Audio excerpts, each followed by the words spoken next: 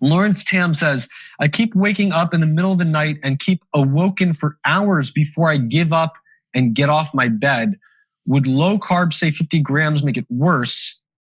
My blood glucose was 6 3 days ago, which was too high. I like to try low carb. And he clarifies that that's 110 milligrams per deciliter.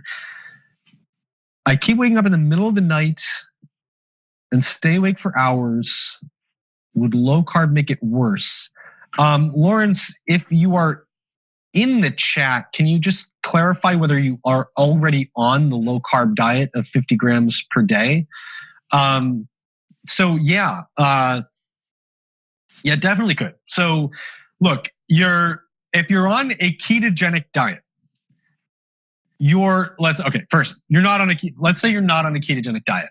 Your brain will consume 120 grams of carbohydrate every day. Just your brain. There's gotta be another 30 grams or so that would be used no matter what, obligately by red blood cells, certain cells in the testes and the kidney and the lens of the eye. And then the rest of your body, if you're eating not a ketogenic diet, the rest of your body's not really trying to be a fat burner. So it's going to burn through carbohydrate that could have been replaced by fat, but it wasn't because you had carbohydrate there. And so your liver stores about 90 grams of carbohydrate to be able to stabilize your blood sugar between meals. And overnight is the biggest time where it has to do that, because overnight is the longest period of time that you don't go without meals. So, you add that up, you're looking at like 250 grams of carbohydrate a day we haven't gotten to high intensity exercise yet. Like you're looking at, if you want to keep your glycogen stores replete, you're probably looking at 250 grams of carbs a day. Now you go on a ketogenic diet, what happens? Well, your brain glucose consumption goes down from 120 grams a day to like 30 or 35 grams a day. It cannot and will not ever, ever, ever, ever, ever go to zero. Okay, so that's one thing. You still have another 20, 30 grams of carbohydrate that you're burning through by cells that cannot burn anything else, like red blood cells, certain cells in the kidney, certain cells in the testes, certain cells in the lens of the eye. So you still have a minimum 60 or 70 grams of carbs per day that you need, even when you're maximally keto adapted.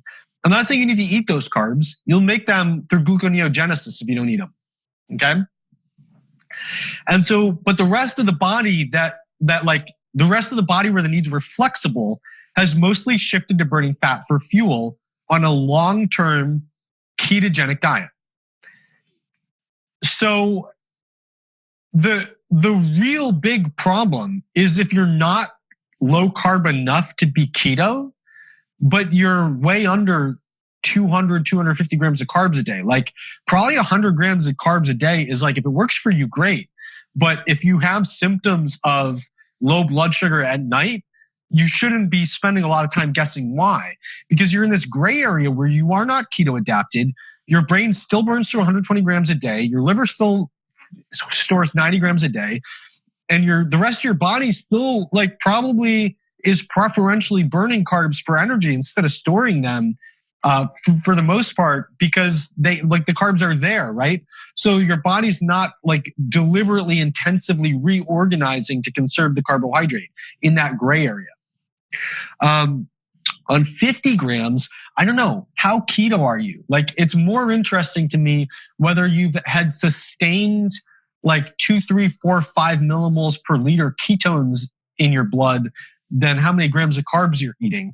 Because if you do have sustained full-on ketogenesis, you're probably over time, over many weeks, you'll be very keto adapted.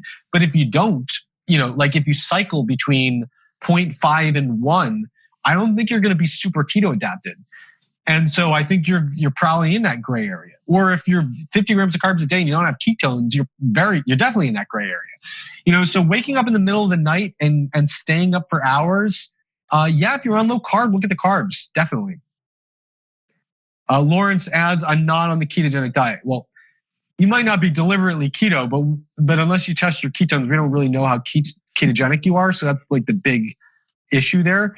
But again, like you may have this problem on keto, but keto is way safer than being in this, what Denise Minger calls the macronutrient swampland, where you're like kind of low carb, kind of high fat, but you're not really optimized for one or the other. I think that's probably the worst place to be from this perspective. And I'm not saying there's not other cause of waking up in the middle of the night. I'm not saying that if you do have 50 to 100 grams of carbs, you will be in this place. I'm just saying if you are eating 50 or 100 grams of carbs and you are in this place, then you absolutely should connect the two and see if increasing your carbs helps. Your blood glucose is a little high.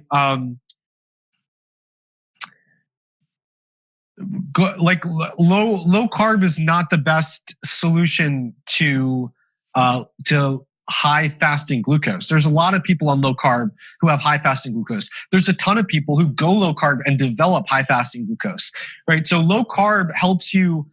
If you are glucose intolerant, you absolutely will not get high postprandial glucose spikes when you don't eat carbs because you didn't eat the carbs. But your morning fasting glucose is like only if your glucose tolerance is ridiculously bad is that glucose left over from the carbs you ate last night. In most cases, it's hormonally controlled, and there's nothing about low carb that modulates the hormones in the way that prevents that. Low carb modulates the hormones in the way that spikes that, because the hormones that raise your fasting glucose in the morning are number one, glucagon, and then number two, compounded by adrenal hormones. And both of those are the early and late stage adaptations to low glucose supply. So, what raises your morning fasting glucose very acutely? Not sleeping good. Okay, so you're like, the case you're making is one for forgetting about the glucose and fixing your sleep. And what you're reporting says to me, definitely look at the carbs first in fixing the sleep.